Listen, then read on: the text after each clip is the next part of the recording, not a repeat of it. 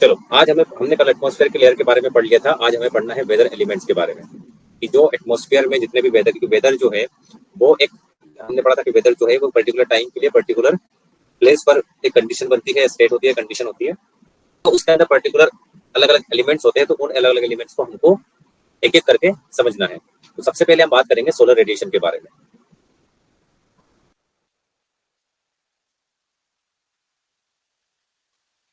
ठीक है, सबसे पहले हम बात करेंगे सोलर रेडिएशन के बारे में। देखो ध्यान से समझना, जितनी भी एनर्जी अर्थ पर आती है वो कहाँ से आती है? तो वो सन से आती है। तो सन से जितनी भी एनर्जी अर्थ पर आती है, ठीक है, उसमें से 99.9% एनर्जी जो है वर्चुअली अर्थ एब्जॉर्ब कर लेती है, या फिर अर्थ सरफेस या अर्थ रिसीव कर लेती है। 99.9%। यहाँ पे अर्थ सरफेस की बात नहीं हो रही है, यहाँ पे पूरे अर्थ की बात हो रही है, एटमॉस्फेयर भी इंक्लूड हो गया इसमें। ठीक है, अब ये सोलर रेडिएशन जो है ये एनर्जी ही होती है। रेडिएशन मतलब एनर्जी के फॉर्म में ही आ रही है, इलेक्ट्रोमैग्नेटिक वेव्स के फॉर्म में ही आ रही है। तो ये एनर्जी की रिक्वायरमेंट हमें क्यों होती है? तो जितनी भी फिजिकल प्रोसेसेस होती है एटमॉस्फेयर में जो भी चल रही है उन सबको एनर्जी की रिक्वायरमेंट होती है।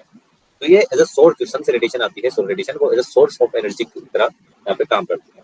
साथ ही साथ जो भी हमारे बायोस्फीयर में जितने भी प्लांट हो गए, एनिमल हो गए, या कोई भी जो भी ऑर्गेनिज्म हो गए, उनको भी सनलाइट की रिक्वायरमेंट होती है, रेडिएशन की रिक्वायरमेंट होती है for the proper functioning of their metabolism या फिर फिजियोलॉजिकल प्रोसेसेस। लाइक प्लांट में अगर देखें तो फोटोसिंथेसिस हो गया, क्लाउड का फॉर्मेशन होना है तो एवापोरेशन होना होगा, सॉइल हीट होती है या वाटर हीट होता है या एयर हीट होती है, सारे के सारे किससे हीट होते हैं? तो सन या सोलर रेडिएशन से हीट अप होते हैं।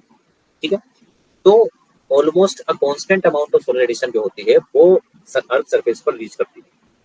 कैसे? कि जितनी भी रेडिएशन इमिट की सन में, तो वो एक constant amount of solar radiation he emit करता है। वो उसको हम बोलते हैं सोलर कांस्टेंट। तो उसको निकालते कैसे हैं?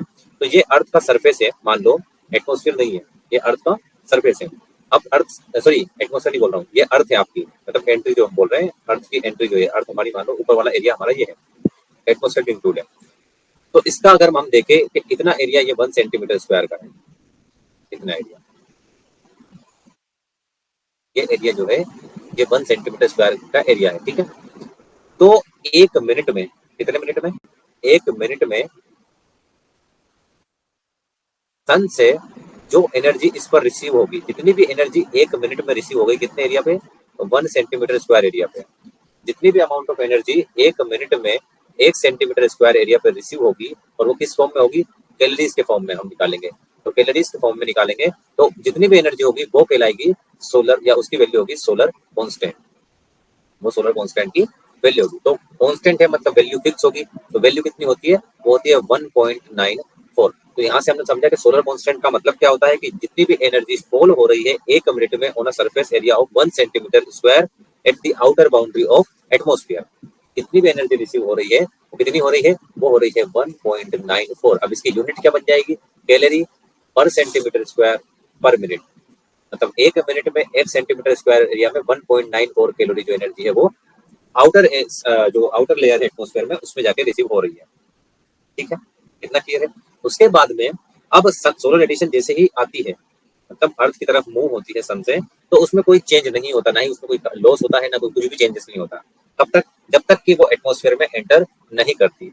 अब सर ये एटमोस्फेयर में एंटर करने पे से क्या प्रॉब्लम स्टार्ट हो जाती है या क्रिएट हो जाती है कि इसको, ये एनर्जी जो है वो चेंज हो जाती है, लॉस हो जाती है। तो एटमोस्फेयर में हमने कल भी पढ़ा था, जब हमने पढ़ा था कि एटमोस्फेयर में, ट्रोपोस्फेयर में बहुत सारे ऐसे ऐसे पर्टिकुलेट मैटर्स हो गए, या सॉलिड्स हो गए, या वाटर वेपर हो गया, या जितने भी गैसेस मॉलिक्यूल हो गए, क्लाउड्स हो गए, ये सब प्रेजेंट है। अब ये सब हर्डल की तरह काम करते हैं वहां पर, उनको रोकने के लिए वहां पर प्रेजेंट होते हैं। ठीक है, अब सोलर रेडिएशन जैसे ही एंटर करी एटमोस्फेयर में, तो यहाँ पे मान लो ये क्लाउड है,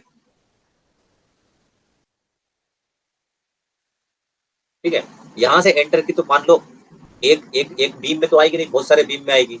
बट चलो मान लो हमने एक उसको इंसिडेंट किया तो ये क्लाउड से आके टकरा गई। अब इस क्लाउड में अगर आइस क्रिस्टल प्रेजेंट होगा, ये भारी होगा, तो ऑब्वियसली बात है यहाँ से टकरा के रिवर्स बैक हो जाएगी।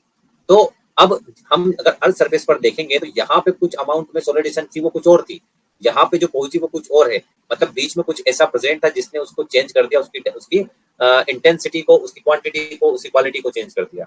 ठीक है, तो जैसे ही एंटर करता है एटमॉस्फेयर में, उसके बाद में वो सोलर रेडिएशन में कुछ चेंजेस होते हैं, या तो वो डायरेक्टली अर्थ पर पहुंच जाती है, मान लो सीधे एक बीम ऑफ लाइट सीधे अर्थ सरफेस पर पहुंच गई, जिसको हम डायरेक्ट रेडिएशन बोलते हैं। और फिर अर्थ उसको डायरेक्टली एब्जॉर्ब कर लेता है। एक रेडिएशन जो होती है वो किसी भी चीज से टकरा के स्कैटर्ड हो जाती है, ठीक है, या फिर एटमॉस्फेयर से ही रिफ्लेक्ट हो जाती है, लाइक एटमॉस्फेयर में क्लाउड प्रेजेंट हो उनसे रिफ्लेक्ट हो जाती है, डस्ट पार्टिकल हो उनसे स्कैटर्ड हो जाती है। तो जितनी भी अमाउंट ऑफ सोलर रेडिएशन जहां से चल रही है, कहां से चल रही है, वो सन से चल रही है। सन से चलने के बाद में वो एटमॉस्फेयर में जब एंटर करती है तो उसमें उसमें वेरिएबिलिटी आ जाती है, उसकी क्वालिटी में चेंज हो जाता है, और वो फिर उतने अमाउंट में नहीं पहुंच पाते जितने अमाउंट में वहां से चली थी, ठीक है। अब जितनी भी सोलर रेडिएशन जो है वो हम जो अर्थ सरफेस रिसीव करती है वो किस फॉर्म में रिसीव करेगी, वो इलेक्ट्रोमैग्नेटिक वेव्स के फॉर्म में रिसीव करेगी, और यही इलेक्ट्रोमैग्नेटिक वेव्स के अंदर कुछ स्ट्रीम या फ्लो ऑफ पार्टिकल्स होते हैं। उन पार्टिकल्स की कुछ स्ट्रीम्स या फ्लो ऑफ पार्टिकल्स, वही बोल रहे हैं कि ये मूव करते हैं, फ्लो करते हैं। और ये पार्टिकल्स कौन होते हैं, तो ये पार्टिकल्स को बोलते हैं क्वांटा या फोटॉन्स। इन क्वांटा या फोटॉन्स के अंदर भी बहुत और भी चीजें होती है, लाइक लास्ट जो इसकी यूनिट होती है वो अवोगाड्रो नंबर में हम पढ़ा होगा आपने कभी, ठीक है। तो ये सनलाइट के बारे में हो गया कि सनलाइट चली है, एटमॉस्फेयर में आके चेंज हुआ, उसमें चेंज होकर वो रिफ्लेक्ट हो जाती है, स्कैटर्ड हो जाती है। तो अब इसी बेसिस पे हमारे पास में यहाँ पे तीन तरह का फॉर्म होता है सोलर रेडिएशन का, ठीक है। तीन टाइप के हमारे पास में यहाँ पे सोलर रेडिएशन के तीन फॉर्म होते हैं। पहला होता है डायरेक्ट रेडिएशन, दूसरा होता है डिफ्यूज रेडिएशन या इसी को स्काई रेडिएशन भी बोलते हैं, और तीसरा होता है ग्लोबल रेडिएशन। तो तीन हमारे पास में तीन फॉर्म ऑफ रेडिएशन हो गए। ध्यान समझना बेटा, हम यहाँ से पढ़ के जाते हैं, घर पे जाके सिर्फ हमको रिवाइज करना होता है, हम चीजें यही समझ के जाते हैं, ठीक है। चलो, डायरेक्ट रेडिएशन का मतलब क्या होता है, ये आपका अर्थ सरफेस है, ठीक है, ये क्या है, अर्थ सरफेस है, ठीक है। सनलाइट आई, डायरेक्टली इंसिडेंट हुई, इंसिडेंट होकर इस अर्थ ने इसको एब्जॉर्ब कर लिया, इस अर्थ सरफेस ने इसको एब्जॉर्ब कर लिया। तो सनलाइट आई, डायरेक्टली इंसिडेंट हुई नॉर्मल इंसिडेंट होके सनलाइट अर्थ ने इसको एब्जॉर्ब कर लिया। तो ये हो गया आपका डायरेक्ट रेडिएशन, ठीक है। डिफ्यूज रेडिएशन क्या होता है कि मान लो ये एटमॉस्फेयर आ गया, यहाँ पे ये क्लाउड है, ठीक है।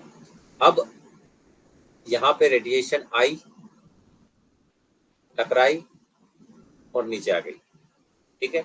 या फिर यहाँ पे कोई CO2 या पर्टिकुलेट मैटर्स प्रेजेंट हो, रेडिएशन आई, इससे टकराई और यहाँ आ गई, रेडिएशन आई, इससे टकराई और यहाँ पहुंच गई, ठीक है। तो यहाँ पे क्या हो रहा है कि due to the presence of suspended particles in the atmosphere, due to the presence of suspended particles or cloud, or it may be gaseous or greenhouse gases, anything, water vapor, due to the presence of that suspended particle, this sunlight which it comes from the sun, and it enters into the atmosphere, then it scattered due to the presence of this particular matter, कि यहाँ से वो इनके कारण वो scattered हो जाती है, वो अपना पाथ चेंज कर देती है, अपनी क्वालिटी चेंज कर देती है। तो इस टाइप की रेडिएशन को बोला जाता है डिफ्यूज्ड या स्काई रेडिएशन। क्लियर है, इस टाइप की रेडिएशन को बोला जाता है डिफ्यूज्ड या स्काई रेडिएशन। इसके बाद में अब ये इस डिफ्यूज्ड या स्काई रेडिएशन की क्वांटिटी जो है वो डिपेंड करती है तीन चीजों पर। पहला होता है लेटिट्यूड, जो हमने कल पढ़ा था। क्या होता है लेटिट्यूड? लेटिट्यूड का मतलब क्या होता है कि डिस्टेंस फ्रॉम द इक्वेटर। अगर हायर लेटिट्यूड्स बोलेंगे तो उसकी डिस्टेंस ज्यादा है इक्वेटर से, लोअर लेटिट्यूड बोलेंगे तो उसकी डिस्टेंस कम है इक्वेटर से। तो हायर लेटिट्यूड का मतलब जनरली पोल्स होता है, इनकी डिस्टेंस बहुत ज्यादा होती है इक्वेटर से। तो हायर लेटिट्यूड पर डिपेंड करता है कि कितना क्वांटिटी ऑफ डिफ्यूज रेडिएशन जो है वो रिसीव हो रहा है। साथ ही साथ सीजन पर डिपेंड करता है कि विंटर सीजन है, समर सीजन है या रेनी सीजन है, और साथ ही साथ क्लाउडीनेस पर डिपेंड करता है। तो हम एक एक करके जानेंगे कैसे डिपेंड करता है। सबसे पहले हम बात करते हैं लेटिट्यूड की। तो लेटिट्यूड जितने भी आपके पोल वाला एरिया होता है या जो हायर लेटिट्यूड वाला एरिया होता है, वहां पे डिफ्यूज रेडिएशन का जो इम्पोर्टेंस होता है वो बहुत ज्यादा होता है। मतलब कि डिफ्यूज रेडिएशन जो है वो important source of solar radiation होती है। वहां पे रीजन ये भी है कि जहां पे भी पोलर रीजन होगा वहां पे जो जो एटमोस्फेयर हो फोगी होगा, या वहां पे जितने भी क्लाउड्स वगैरह होंगे उनमें आइस क्रिस्टल्स ऑलरेडी प्रेजेंट होंगे। ठीक है। तो इसके कारण वहाँ पे मोस्ट ऑफ द रेडिएशन जो है वो डिफ्यूज जो स्कैटर्ड हो जाएगी, इसके कारण वहाँ पे आपको जनरली डिफ्यूज रेडिएशन देखने को मिलेगी। और डिफ्यूज रेडिएशन ही इंपॉर्टेंट है आपके फोटोसिंथेटिकली जो प्रोसेस है उस सब के लिए। दूसरा हमने पढ़ा क्या, सीजन। सीजन पे कैसे, तो जो विंटर सीजन होता है, विंटर सीजन में जितनी भी अमाउंट ऑफ सोलर रेडिएशन होती है उसका लगभग 80 to 90% जो रेडिएशन देखने को मिलती है वो सारी की सारी डिफ्यूज या स्काई रेडिएशन होती है। उसके बाद हम पढ़ रहे हैं क्लाउडीनेस पर। अब क्लाउडीनेस पे कैसे वो डिपेंड करेगा कि अगर मान लो एटमॉस्फेयर में बहुत सारे क्लाउड है या क्लाउडी कंडीशन है या बहुत सारे क्लाउड है, तो उस कंडीशन में जो भी रेडिएशन आपको मिल रही है वो सारी की सारी स्केटर्ड होके आएगी, तो वो सारी की सारी कहलाएगी डिफ्यूज रेडिएशन। तो अगर हमें कंपैरिजन करें डायरेक्ट और डिफ्यूज रेडिएशन का, तो अगर क्लाउडीनेस वाली कंडीशन है, मतलब क्लाउड प्रेजेंट है एटमॉस्फेयर में, तो उस टाइम पे क्या होगा, अगर हम रेशियो ले डायरेक्ट और डिफ्यूज रेडिएशन का, अगर हम डायरेक्ट और डिफ्यूज रेडिएशन का रेशियो ले तो ये रेशियो क्या होगा, सॉरी उल्टा कर दो, direct diffuse versus direct radiation करते हैं इसका।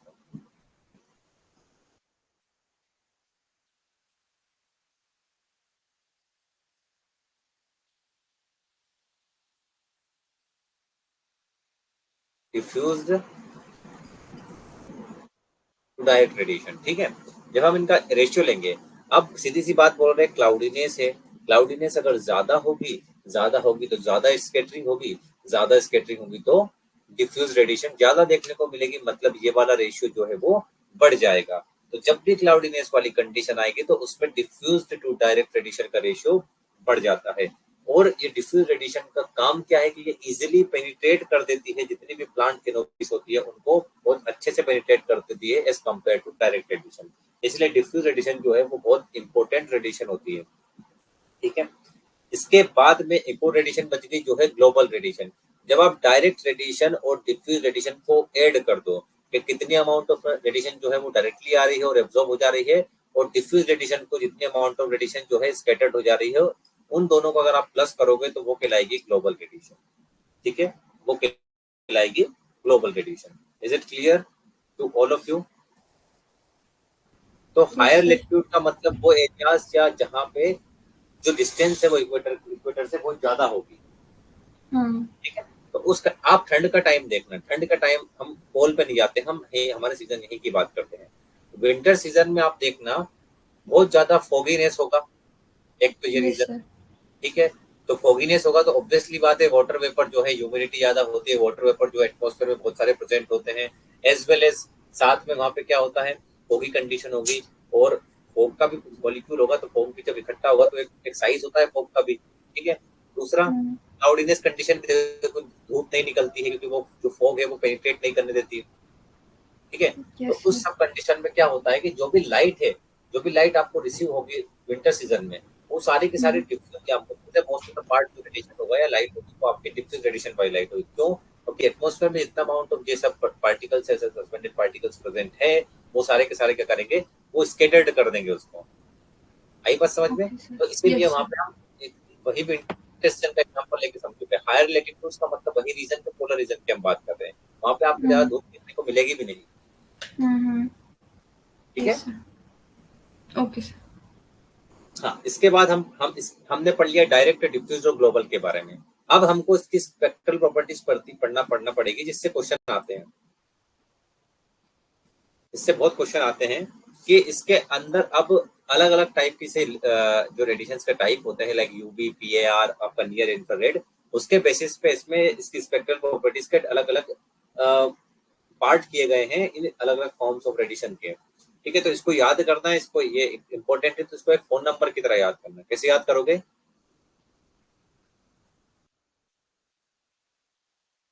जिसे आप फोन नंबर याद करते हो उस तरह से याद करना, 242, या आधार कार्ड नंबर याद करते हो, जैसे भी याद करना हो, और सिंपल, ज्यादा कठिन नहीं है, इतना ही याद करना है बस, इसी वे में कर लोगे याद। तब लिखो अपने बुक वगैरह में या कॉपी में, 242, 1065 एंड 350 लिखो ये। चलो अब कैसे, सर आपने ये तो याद करा दिया, अब इसको यूज कैसे करना है देखो।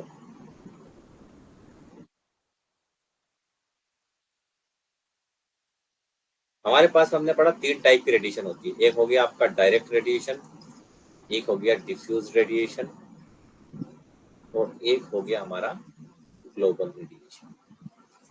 ठीक है, इसमें 3 टाइप के आपकी फ्रैक्शंस होते हैं रेडिएशन के। एक होता है यूवी, एक होता है पीएआर, और एक होता है एनआईआर, नियर इंफ्रारेड।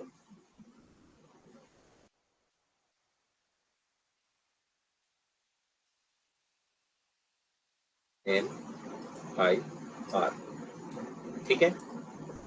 तो यही पैटर्न में याद भी रखना है। ये डायरेक्ट, डिफ्यूज और ग्लोबल हम इसी पैटर्न में पढ़े थे। पहले हमने डायरेक्ट पढ़ा, फिर डिफ्यूज पढ़ा, फिर ग्लोबल पढ़ा।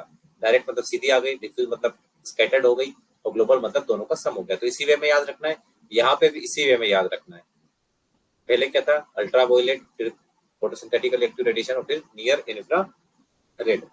अब लिखना क्या है, क्या बोला था हमने, 242, 10, 65 और 350। तो सर इसका क्या करेंगे, आपने तो इतना याद करा दिया, इसका क्या करना है? तो इसका कुछ नहीं करना, ये मैंने परसेंटेज में निकाला है, ठीक है। ये परसेंटेज में निकाला है।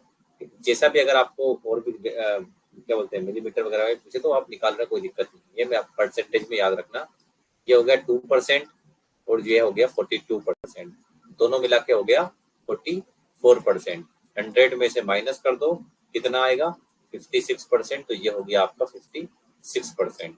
ये हो गया 10%, ये हो गया 65%, 75%, ये बचा 25%। ये हो गया 3 + 5 53%, तो ये हो गया 47%। तो ये वाला पार्ट तो आपको याद ही नहीं करना है ना, काम के बाद ये वाला पार्ट तो आपको याद ही नहीं करना। अब याद कौन सा करना है, 242, 1065 एंड 350, बस ये याद करना है। ये वाला फॉर्म, ये वाला जो क्रोनोलॉजिकल ऑर्डर है, और ये वाला जो क्रोनोलॉजिकल ऑर्डर है, बस इस तरह इसको याद रखना है, तो ऑटोमेटिकली हो जाएगा, है ना। चिट्रिक 242 कर दिया, दोनों को प्लस करो, माइनस कर दो, 100% टोटल सोलर रेडिएशन आती है, उसमें से 2% जो है डायरेक्ट में, 2% जो है वो यूवी है, 42% पीएआर है, और एनआईआर कितने 56% है।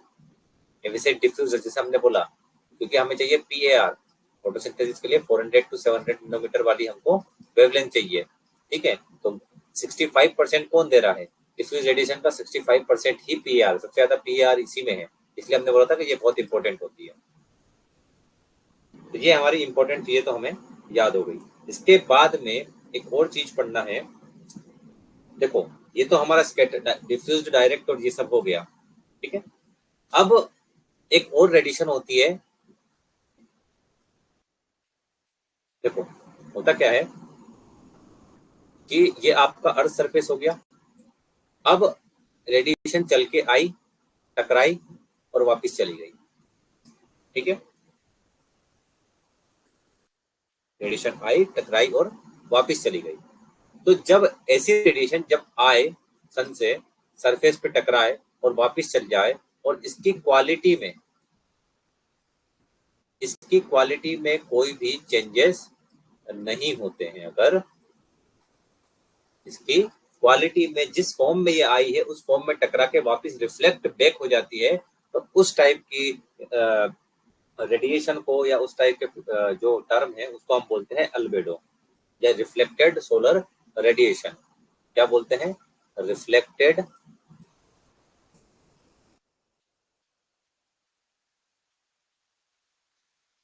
सोलर रेडिएशन, या इसी को बोलते हैं अल्बेडो।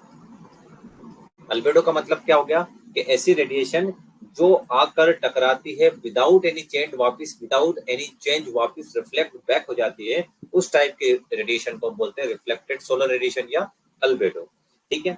अब कुछ ऐसे पार्टिकल्स या कुछ ऐसे मैटर होते हैं, पर्टिकुलर मैटर्स होते हैं जो कि इफेक्टिव रिफ्लेक्टर होते हैं, कुछ पुअर रिफ्लेक्टर होते हैं, और कुछ बीच के होते हैं, मतलब उनमें ना ज्यादा रिफ्लेक्शन कर सकते हैं वो, ना कम रिफ्लेक्शन कर सकते हैं। तो अगर हम बात करें इफेक्टिव रिफ्लेक्टर के बारे में, जो कि इफेक्टिवली रिफ्लेक्ट कर सकते हैं, रिफ्लेक्शन आपका सरफेस से भी हो सकता है, एटमॉस्फेयर में क्लाउड है उससे भी हो सकता है, पर्टिकुलेट मैटर प्रेजेंट है उससे भी हो सकता है, बट इंपॉर्टेंट क्या है कि उसके क्वालिटी में कोई भी चेंजेस यहाँ पे नहीं होगा, तभी उस टाइप की रेडिएशन को हम बोलेंगे अल्बेडो या रिफ्लेक्टेड सोलर रेडिएशन। तो इफेक्टिव अगर रिफ्लेक्टर्स की बात करें तो इफेक्टिव रिफ्लेक्टर्स में कौन आता है? सबसे पहले आते हैं क्लाउड्स। कौन आता है? क्लाउड्स। अब आप नॉर्मली अगर हम देखें कि क्लाउडीनेस कंडीशन है, मान लो कहीं पे एक क्लाउडी कंडीशन है, तो वहां पे हमको पता है कि क्लाउडीनेस है, तो कहीं भी बारिश का सीजन है, अभी क्लाउड बहुत ज्यादा देखने को लगे, तो क्लाउडीनेस कंडीशन में आपको धूप देखने को नहीं मिलेगी। क्यों नहीं मिलती? क्योंकि ये जो क्लाउड्स है ये इफेक्टिव रिफ्लेक्टर्स होते हैं, जैसे ही सनलाइट इस पर टकराती है वो वापस रिफ्लेक्ट बैक हो जाती है, नीचे नहीं आ पाती। तो इसी कारण आपको क्लाउडी रीजन में, क्लाउडी कंडीशन में सनलाइट देखने को नहीं मिलती, धूप देखने को नहीं मिलती। तो क्लाउड होगा एक इफेक्टिव रिफ्लेक्टर। और कौन होता है? एक होता है फ्रेश स्नो। दोनों एग्जांपल याद रखना। इफेक्टिव रिफ्लेक्टर्स में कौन हो गए? क्लाउड एंड फ्रेश स्नो जो होता है, दोनों के दोनों जो है वो इफेक्टिव रिफ्लेक्टर्स होते हैं। अगर हम पुअर रिफ्लेक्टर्स की बात करें तो पुअर रिफ्लेक्टर्स में कौन हो गए? तो पुअर रिफ्लेक्टर्स में हो गए आपके वाटर सरफेस और सी। अब कैसे? तो आप पानी में देखना, आपने एक मान लो स्विमिंग पूल सभी ने देखा है, स्विमिंग पूल सभी ने देखा होगा।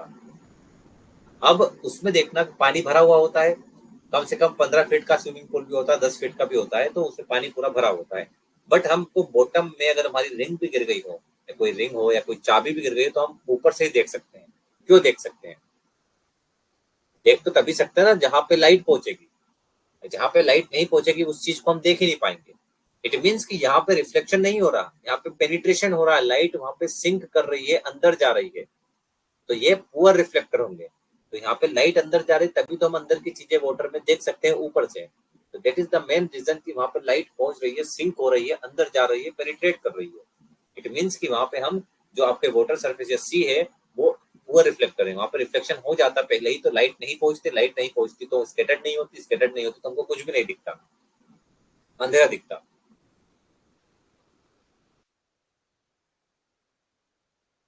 ठीक है। तो पुअर रिफ्लेक्टर्स में हो गए आपके वाटर सरफेस और सी।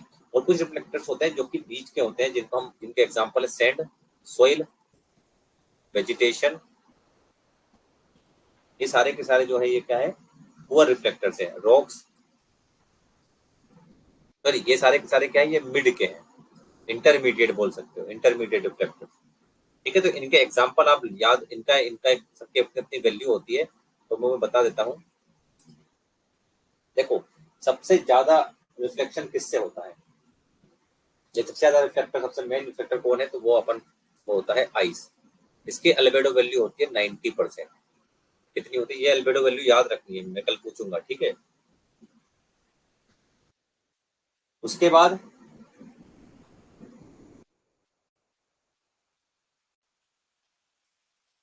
जो इंडियन सोइल होती है का होता है 35% अल्बेडो वैल्यू। अर्थ का होता है 30%। ठीक है। उसके बाद में आता है मूंग, ग्रीन ग्राम। इसका होता है, क्रॉप में सबसे ज्यादा होता है इसका 26%, तो ये याद रखना। क्रॉप में हाईएस्ट अल्बेडो वैल्यू किसकी होती है? तो मूंग की होती है, ग्रीन ग्राम। उसके बाद में आता है आपका लूसर्न। लूसन की 23 से लेकर 32% तक अल्बेडो वैल्यू होती है। फिर आता है वीट। वीट की होती है 23 से लेकर 35% तक, सॉरी 25% तक। इसके बाद में आता है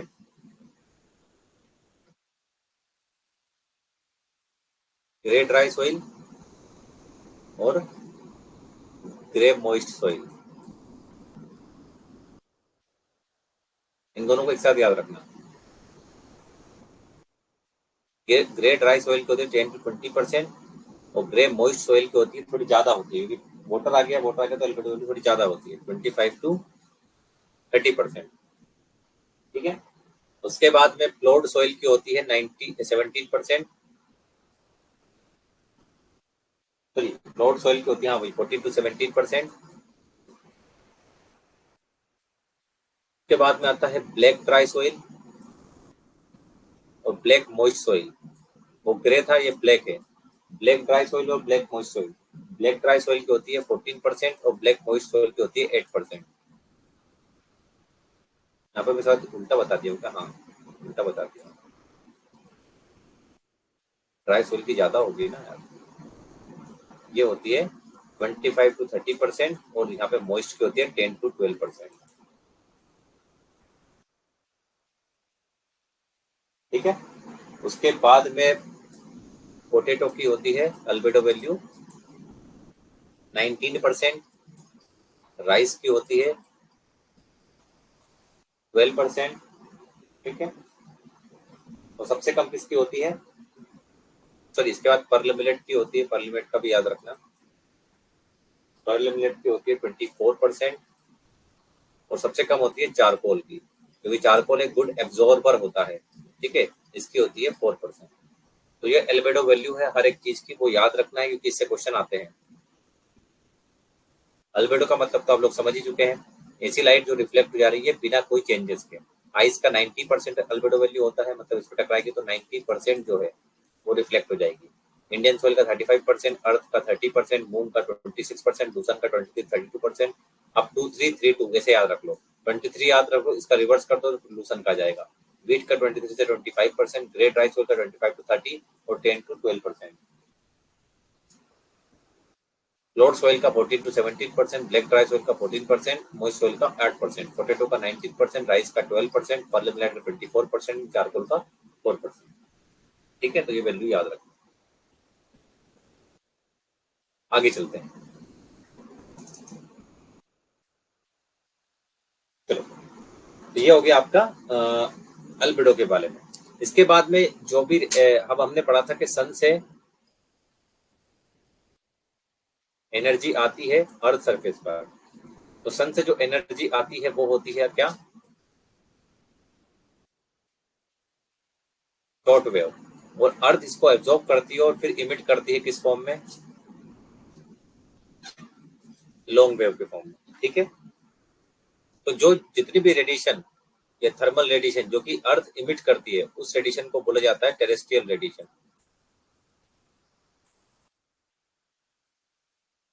क्या बोला जाता है? Terrestrial radiation. तो अर्थ शॉर्ट वेव रेडिएशन को एब्जॉर्ब करती है और इमिट करती है लॉन्ग वेव रेडिएशन को। और इसी टेरेस्ट्रियल रेडिएशन की वजह से हमारा जो एटमॉस्फेयर है वो हीट अप होता है। एटमॉस्फेयर जो है वो इनडायरेक्टली, याद रखना, अभी हम पढ़ेंगे आगे, इनडायरेक्टली जो है वो हीट अप होता है। डायरेक्टली नहीं हो रहा ना, डायरेक्ट तो ये अगर इससे हीट अप होता है, ये डायरेक्ट है, डायरेक्टली आई है सन से, इससे हीट अप होता। बट यहाँ पे अर्थ एब्जॉर्ब कर रही है और उसके बाद में लॉन्ग वेव के फॉर्म में इमिट कर रही है। तो उस टेरेस्ट्रियल रेडिएशन को उस रेडिएशन को बोलते हैं टेरेस्ट्रियल रेडिएशन। और इसके कारण ही हमारा एटमॉस्फेयर है वो हीट अप होता है। ठीक है। तो ये हो गया आपका टोटल अमाउंट ऑफ रेडिएशन के बारे में। अब इसकी यूनिट्स के बारे में हमको पढ़ना है। तो इसकी जो एसआई यूनिट होती है, किसकी, सोलर रेडिएशन की जो एसआई यूनिट होती है वो होती है वॉट पर मीटर स्क्वायर। और सीजीएस यूनिट हम पढ़ चुके हैं, कैलोरी पर सेंटीमीटर स्क्वायर पर मिनट। ठीक है। कैलोरी पर सेंटीमीटर स्क्वायर पर मिनट, ये हो गई आपकी एसआई यूनिट, ये हो गई सीजीएस यूनिट। ठीक है। इसके बाद आता है एक और यूनिट होती है पीएआर को मेजर करने के लिए। फोटोसिंथेटिकली एक्टिव रेडिएशन को मेजर करने के लिए जो यूनिट होती है वो होती है आइंस्टाइन यूनिट। क्या होती है? EI, Einstein unit. जिसका मतलब होता है 1 मोल ऑफ फोटॉन्स। ठीक है। हमने बताया फोटॉन्स हमारा जो है वो इलेक्ट्रोमैग्नेटिक वेव्स में जो जो फ्लो ऑफ स्ट्रीम्स या पार्टिकल्स होते हैं फोटॉन्स के फॉर्म में होते हैं। फोटॉन्स में भी जब 1 मोल ऑफ फोटॉन्स होता है तो वो कहलाता है आइंस्टाइन। ठीक है। इसके बाद में एक और यूनिट है लक्स। लक्स जो साबुन वाला लक्स है ना, वही। ये ओल्डेस्ट यूनिट है, इसको याद रखना, ओल्डेस्ट यूनिट है या सोलर रेडिएशन की इंटेंसिटी को मेजर करने के लिए। तो हमारे पास में कितनी यूनिट हो गई? वॉट पर मीटर स्क्वायर जो हो गई वो किसको मेजर कर, वो एसआई यूनिट हो गई। कैलोरी पर सेंटीमीटर स्क्वायर पर मिनट जो हो गई वो सीजीएस फॉर्म में हो गई। पीआर को मेजर करने के लिए आइंस्टाइन का हम यूज करते हैं। उसके बाद में लक्स जो यूनिट है वो इन सोलर रेडिएशन इंटेंसिटी को मेजर करने वाली ओल्डेस्ट यूनिट है। ठीक है। इसके बाद में हमको पढ़ना है इंस्ट्रूमेंट्स के बारे में। अब इंस्ट्रूमेंट्स हम कल पढ़ चुके थे कुछ इंस्ट्रूमेंट्स, तो जैसे पायरेनोमीटर हम कल पढ़े थे। पायरेनोमीटर ये क्या मेजर करता है? तो ये मेजर करता है टोटल इनकमिंग रेडिएशन को। जो हम याद करने के लिए मैंने जिसको बोला था। ठीक है, तो अलग अलग टाइप के पायरेनोमीटर होते हैं। सबसे पहला होता है एप्ले पायरेनोमीटर। कौन सा होता है? एप्ले पायरेनोमीटर। अब ये वाला क्योंकि अलग अलग कंपनी अलग अलग टाइप के पायरेनोमीटर बनाती है, तो एप्ले पायरेनोमीटर जो होता है इसमें एक सेंसिंग एलिमेंट होता है जिसको बोला जाता है थर्मोफाइल। क्या बोला जाता है? थर्मोफाइल। इसमें एक एलिमेंट होता है सेंसिंग एलिमेंट जो कि सेंस करता है रेडिएशन को, उसको बोला जाता है थर्मोफाइल। तो इसमें क्या होता है, ब्लैक एंड व्हाइट टाइप के सेगमेंट्स बनाए जाते हैं, इस पे स्ट्रिप्स बनाई जाती है, कलर पोते जाते हैं, पेंट किया जाता है ब्लैक एंड व्हाइट कलर का। अब इसमें जो ये ब्लैक कलर होता है ये रेडिएशन को एब्जॉर्ब करता है, और व्हाइट कलर जो होता है रेडिएशन को रिफ्लेक्ट करता है। तो इसमें एक ब्लैक सेगमेंट की स्ट्रिप होती है, ब्लैक बैंड की स्ट्रिप होती है जिसको ब्लैक कलर से पोता जाता है या पेंट किया जाता है। उसके बाद एक व्हाइट होती है जिसको व्हाइट कलर से पेंट किया जाता है। वो ब्लैक बैंड जो होता है वो लाइट को एब्जॉर्ब करता है, व्हाइट बैंड जो होता है वो लाइट को रिफ्लेक्ट करता है। इसी कारण क्या होता है, ब्लैक बैंड जब लाइट को एब्जॉर्ब करेगा तो उसका टेम्परेचर बढ़ जाएगा, व्हाइट बैंड लाइट को रिफ्लेक्ट करता है तो वहां पे टेम्परेचर कम होता है।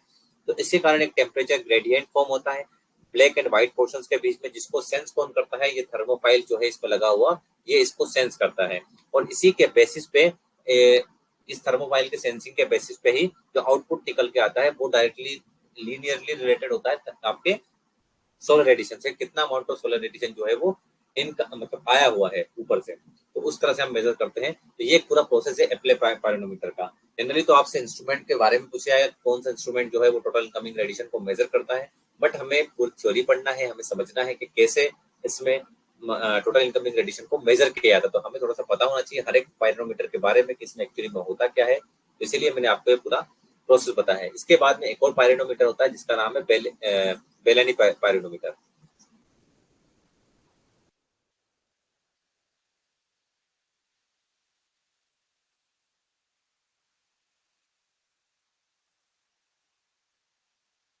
ठीक है, अब इसमें क्या होता है, इसमें एक लंबी ट्यूब होती है, एक लॉन्ग ट्यूब होती है। ठीक है, और इसमें ग्रेजुएशन होता है। थोड़ा ग्रेजुएशन का मतलब थोड़ा सा टिल्ट होता है। ठीक है, इसके टॉप एंड पे एक ग्लास, सॉरी, इसके टॉप एंड पे एक स्फेरिकल ग्लास होता है, इस टाइप से ग्लास होता है जिसे आप टेस्ट ट्यूब देखते हो ना, तो ऐसा टेस्ट ट्यूब आपने देखा होगा कभी, इस टाइप से। तो ये वाला जो, इसको उल्टा करके यहाँ लगा दो, तो ऐसा एक ग्लास, इसमें ऐसा ये क्या बोलते हैं, स्फेरिकल ग्लास होता है। अब इस स्फेरिकल ग्लास के आसपास एक मेटल की कोटिंग की जाती है, कोई से भी मेटल की इसके आसपास कोटिंग की जाती है। इस मेटल की कोटिंग करने के बाद में क्या होता है, ये इंस्ट्रूमेंट का स्ट्रक्चर बता रहा हूं मैं। इसके इस पूरे मेटल की कोटिंग को एक डोम शेप्ड एक स्फेरिकल एक ग्लास से ढक दिया जाता है।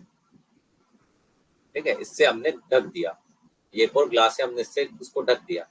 अब इसके अंदर होता है अल्कोहल, इस स्फेरिकल ग्लास के अंदर होता है अल्कोहल।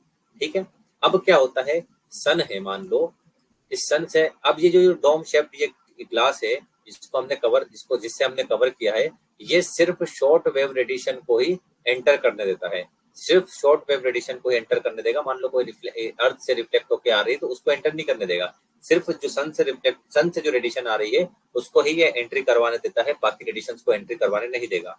तो शॉर्ट वेव रेडिएशन जब आती है, आके इस मेटल पे टकराती है, इसके कारण क्या होता है, इस मेटल को एनर्जी मिलती है। मेटल को एनर्जी मिलेगी तो गर्म होगा, गर्म होगा तो हीट ट्रांसफर करेगा अंदर, अंदर जो अल्कोहल है वो गर्म होगा, वो गर्म होकर नीचे आएगा, नीचे आके यहाँ कलेक्ट होगा, कहाँ होगा, यहाँ इकट्ठा होना स्टार्ट हो जाएगा। तो इस जो जितना भी मेटल जो ये क्या बोलते हैं एल्कोहल, ये एवोपोरेट होकर कहाँ आ जाएगा, यहाँ पे आ जाएगा। तो इसके कारण क्या होगा, हम इससे कैसे मेजर करेंगे, तो हम फिर एक इक्वेशन बनाते हैं, जो भी साइंटिस्ट है जो इसका यूज करते हैं वो एक इक्वेशन बनाते हैं, उसमें देखते हैं कि जितना अमाउंट ऑफ एल्कोहल एवोपोरेट होकर कलेक्ट हुआ है नीचे ग्लास ट्यूब में, वो इंडिकेट करेगा कि वहां पे कितना amount of solar radiation incident हुआ है। तो इस तरह से इसका मैकेनिज्म होता है बेलेनी पायरोनोमीटर का, कि ये कैसे टोटल इनकमिंग रेडिएशन को मेजर करता है। ठीक है, इसके अलावा कुछ और पायरोनोमीटर होते हैं जिनका नाम इलेक्ट्रिकल पायरोनोमीटर्स होते हैं, जिससे प्रिसिजन पायरोनोमीटर हो गया, एक लिकर पायरोनोमीटर हो गया। तो ये इलेक्ट्रिकल होते हैं, इसमें हमको कुछ मैनुअली नहीं करना होता, सारा ग्राफ में हमको ये बना के देता है। जैसे प्रिसिजन पायरोमीटर में एक रोटेटिंग ड्रम अटैच होता है, और उस रोटेटिंग ड्रम के ऊपर एक ग्राफ पेपर लिपटा हुआ होता है। जैसे आपने कभी भी अर्थक्वेक वगैरह आता है तो उसमें इस टाइप से वो चलता रहता है, इस टाइप से चलता रहता है। तो ऐसे ही उसमें भी एक पेन लगा होता है और वो ड्रम आप रोटेटिंग ड्रम जो है वो घूमता रहता है और ये जो ये इसके जो ग्राफ पेपर है इससे एक पेन अटैच होता है और कंटिन्यूअसली किसको रिकॉर्ड करता है, सोलर रेडिएशन को रिकॉर्ड करता है। तो हमसे अगर क्वेश्चन में पूछ ले के which of the following instrument records solar radiation continuously record जो कर रहा है, मतलब हम ग्राफ पेपर से कंटिन्यूअसली रिकॉर्ड करवा रहे हैं, तो कौन सा है वो, प्रिसीजन पायरोनोमीटर। ऐसे ही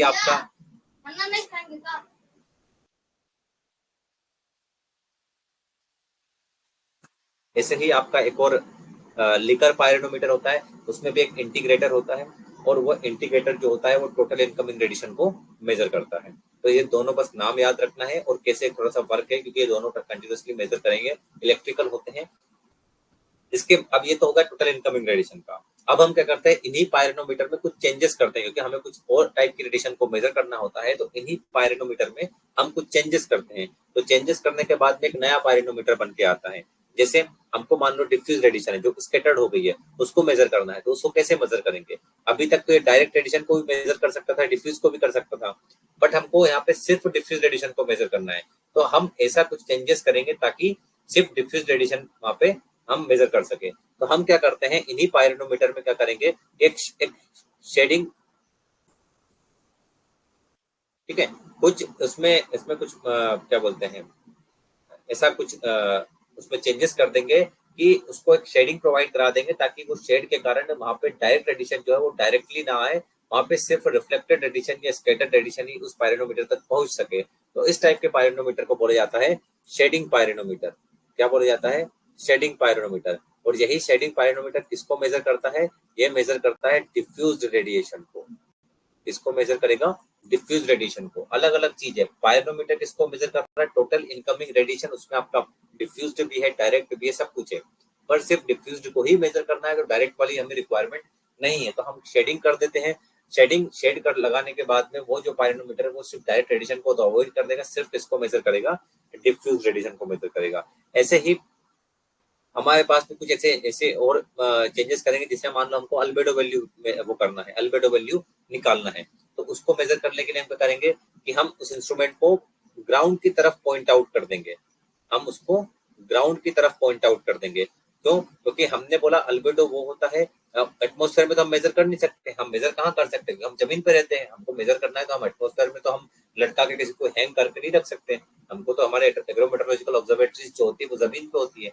तो हम क्या करेंगे कि जो भी रेडिएशन आके टकरा के वापस जाती है, जिसको हम एल्बेडो बोल रहे हैं, जो कि विदाउट एनी चेंज वो टकरा रही है, ऐसा नहीं कि बाकी कुछ एब्जॉर्ब भी होती है, पर जो विदाउट एनी चेंज, मतलब उसमें कोई चेंजेस नहीं होता, विदाउट एनी लॉस टकरा के जाती है, उसको हमको मेजर करना। तो हम क्या करेंगे, उस इंस्ट्रूमेंट को हम टुवर्ड्स अर्थ की तरफ हम उसको मोड़ देंगे। उससे क्या होगा कि जितनी भी जो रेडिएशन है वो टकरा के उसकी तरफ मूव होगी, तो वो उसको कैप्चर कर लेगा। तो इस टाइप के रेडिएशन, इस टाइप के इंस्ट्रूमेंट को बोला जाता है अल्बेडोमीटर। जब हम अल्बेडो वैल्यू को मेजर करते हैं तो उसको बोला जाता है अल्बेडोमीटर। ये सारे के सारे पायरोनोमीटर ही है, बट हम इसमें कुछ चेंजेस करके एक नया इंस्ट्रूमेंट बना रहे हैं पर्टिकुलर रेडिएशन को मेजर करने के लिए, ठीक है। और हम अगर एक बार हमने डायरेक्ट डिफ्यूज रेडिएशन निकाल लिया, हमने डिफ्यूज रेडिएशन निकाल लिया, मान लो हमको डायरेक्ट रेडिएशन निकालना है और हमने डिफ्यूज निकाल लिया, तो जो टोटल इनकमिंग रेडिएशन की वैल्यू आई मान लो 40 कैलोरी, ये टोटल इनकमिंग की आई, डिफ्यूज की आई इसमें मान लो 30 कैलोरी। तो हम क्या करेंगे, 40 माइनस 30 बराबर 10, तो ये 10 कैलोरी जो है किसकी है वैल्यू, डायरेक्ट रेडिएशन की। तो हमारे यहाँ पे तीनों फॉर्म ऑफ रेडिएशन की वैल्यू हमारे पास में आ जाती है। तो हम डायरेक्ट रेडिएशन की भी निकाल सकते हैं विदाउट एनी इंस्ट्रूमेंट, क्योंकि हमारे पास डिफ्यूज रेडिएशन निकालने के लिए शेडिंग पायरोनोमीटर यहाँ पे प्रेजेंट है। नेट रेडिएशन निकालना हो तो नेट रेडिएशन निकालने के लिए हम किसका यूज करते हैं, नेट रेडियोमीटर का यूज करते हैं। किसका यूज करते हैं, नेट रेडियोमीटर का। अब नेट रेडिएशन निकालना, तो जिसमें नेट रेडिएशन में हमने क्या पढ़ा, हमको ग्लोबल भी चाहिए और क्या चाहिए, जो एक क्या बोलते हैं स्कैटर्ड हो रही है वो वाला भी रेडिएशन चाहिए। तो इसमें हम क्या करते हैं, इसमें दो पायरोनोमीटर होते हैं, एक नहीं होता, इसमें दो होते हैं। एक पायरोनोमीटर एक्सपोज होता है अर्थ की तरफ, एक पायरोनोमीटर एक्सपोज होता है स्काई की तरफ। एक पायरोनोमीटर एक्सपोज होगा अर्थ की तरफ, एक होगा स्काई की तरफ। जो अर्थ की तरफ एक्सपोज होगा वो आउटगोइंग रेडिएशन को मेजर करेगा, लॉन्ग वेव रेडिएशन को मेजर करेगा, टेरेस्ट्रियल रेडिएशन जिसको हमने बोला जो अर्थ से इमिट हो रही है उसको मेजर करेगा। जो सेंसर एक्सपोज होता है सन की तरफ वो मेजर करेगा इनकमिंग रेडिएशन को, ठीक है। तो इसके बेसिस पे बैलेंस एक निकल के आता है जिससे हम नेट रेडिएशन को मेजर कर सकते हैं। इस टाइप के इंस्ट्रूमेंट को बोला जाता है नेट रेडियोमीटर। ये कोई अलग से इंस्ट्रूमेंट नहीं है, इसी से बनाया गया है। सारी जितने भी इंस्ट्रूमेंट है उनमें से सिर्फ नेट रेडियोमीटर ऐसा इंस्ट्रूमेंट है वो सारी वेवलेंथ की रेडिएशन को मेजर कर सकता है, क्योंकि यहाँ पे हमको कोई एक पर्टिकुलर वेवलेंथ वाली नहीं चाहिए। बट शेडिंग पायरोनोमीटर में पर्टिकुलर वेवलेंथ की रेडिएशन को मेजर करता है, आपका एलिवेडोमीटर पर्टिकुलर वेवलेंथ को मेजर करेगा, बट यहाँ पे सारे की सारी वेवलेंथ को ये नेट रेडियोमीटर मेजर कर सकता है। इसके बाद में आता है PAR। क्या आता है? फोटोसिंथेटिकली एक्टिव रेडिएशन, जिसको हम बोल रहे हैं PAR। PAR को मेजर करने के लिए किसका यूज करते हैं? तो वो करते हैं क्वांटम सेंसर का। क्वांटम सेंसर का हम यूज करते हैं किसको मेजर करने के लिए? PAR को मेजर करने के लिए, फोटोसिंथेटिकली एक्टिव रेडिएशन को मेजर करने के लिए।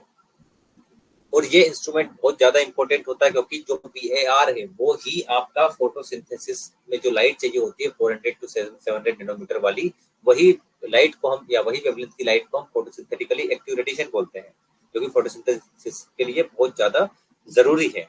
इसके बाद एक और इंस्ट्रूमेंट होता है ट्यूब सोलारीमीटर। ट्यूब सोलारीमीटर। अब ट्यूब सोलारीमीटर जो होते हैं ये एक ट्यूब होती है।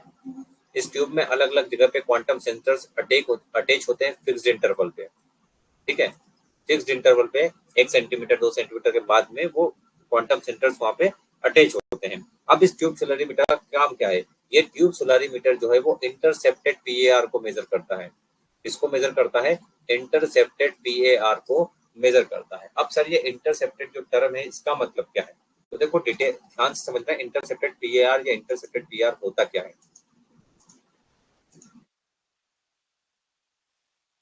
ठीक है, ये हमारा एक नन्हा सा पेड़ है, पौधा है।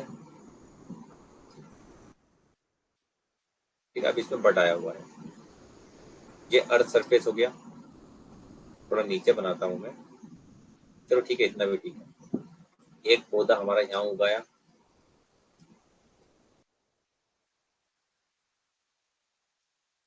ठीक है, और एक पौधा हमारा छोटा सा यहाँ उगा।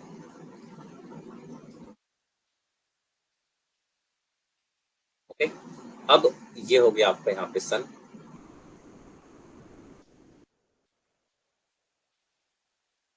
चलो तो एनिमेशन स्टार्ट करते हैं। यहाँ से लाइट आई। ये वाला पार्ट में थोड़ा सा यहाँ पे कर रहा हूँ। ये वाला जो पूरा पार्ट है यहाँ पे इतना गैप नहीं होता है, गैप ज्यादा बना दिया मैंने। ये वाला पार्ट कहलाता है क्रॉप कैनोपी।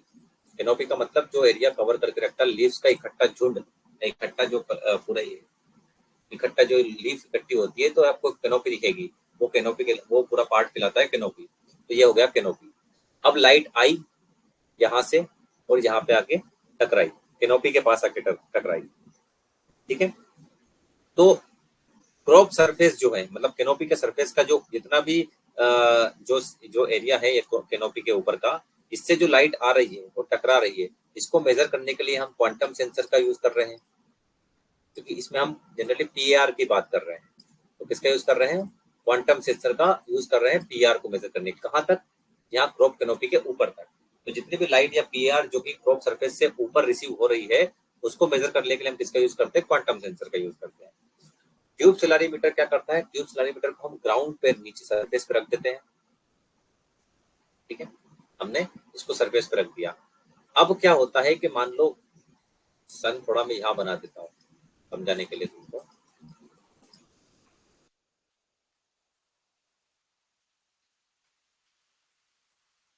ठीक है, अब ये लाइट आई, मान लो 1000 कैलोरी, कैलोरी में या जूल, चलो कैलोरी में पढ़ते हैं।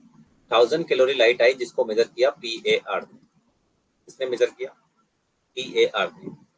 अब एंटर की किसमें? कैनोपी में। यहाँ तक कैनोपी है मतलब यहाँ पे बहुत सारी लीफ है। ठीक है, ये बहुत सारी लीफ है। यहाँ कैनोपी पूरी ऐसी होती है, आप जब फील्ड पे देखोगे ना, जब वेजिटेटिव स्टेज जाती है उसके बाद में पूरा फील्ड आपको खाली सोइल नहीं दिखती, ऊपर से पूरा फील्ड भर जाता है पत्तियों से। ठीक है, तो ये कैनोपी हम बना एग्जाम्पल में हमने बनाया है बस। अब यहाँ पे यहाँ तक तो हमने कितनी हुई? 1000 कैलोरी। अब कैनोपी ने इस लाइट को इंटरसेप्ट किया। इंटरसेप्ट का मतलब उसको उस पे जाके वो टकराई, टकरा के वो नीचे आई। नीचे आके किसने मेजर किया? आपके ट्यूब सोलारीमीटर ने इसको मेजर किया, जो हमने नीचे रखा हुआ है। किसने मेजर किया? ट्यूब सोलारीमीटर ने इसको मेजर किया। तो जो हम ये ट्यूब सोलारीमीटर का काम क्या है? ये इंटरसेप्टेड पीएआर को मेजर करता है। एक्चुअल में यहाँ से चल के आई थी 1000 कैलोरी, बट ट्यूब सोलारीमीटर ने इसको मेजर किया 800 कैलोरी। इसको मेजर किया 800 कैलोरी इसके पास रिसीव हुई। तो जो 200 कैलोरी जो एनर्जी है वो कहाँ गई? वो इंटरसेप्ट हो गई लीफ में। वो कहाँ आ गई? वो इंटरसेप्ट हो गई लीफ में। तो जब हम टोटल इनकमिंग जो पीएआर है उसमें से पीएआर जो नीचे जो रिसीव हुआ है माइनस करेंगे, तो जो बीच का 200 कैलोरी जो पीएआर है, ये कौन सी पीएआर होती है? ये इंटरसेप्टेड पीएआर होती है। मतलब ये इंटरसेप्ट कर ली गई है किसके द्वारा? कैनोपी के द्वारा। नीचे हमारे पास में 800 कैलोरी बची, ऊपर हमने मेजर किया था क्वांटम सेंसर से तो 2000 था, नीचे हमने ट्यूब सोलारीमीटर से मेजर किया तो 800 कैलोरी बची। तो हम क्या करेंगे? हम टोटल इनकमिंग पीएआर में से माइनस कर देंगे इन जो भी आपकी ट्यूब सोलारीमीटर के पास में जो रेडिएशन आई है उसको। तो जिसके कारण हमारे पास में क्या बचेगा कि 200 कैलोरी माइनस हो गई है, लॉस हो गई। तो वो 200 कैलोरी कहाँ गई? वो इंटरसेप्ट हो गई। किसने इंटरसेप्ट की? वो प्रोब कैनोपी ने इंटरसेप्ट की। तो मतलब एक अल्टीमेटली हम क्या निकाल रहे हैं? हम अल्टीमेटली निकाल रहे हैं इंटरसेप्टेड पीएआर। तो इसीलिए ट्यूब सोलारीमीटर का यूज किया जाता है to find out, to measure intercepted PAR. और इंटरसेप्टेड पीएआर या फोटोसिंथेटिकल एक्टिव रेडिएशन आप समझ चुके होंगे कि क्या होता है। ठीक है।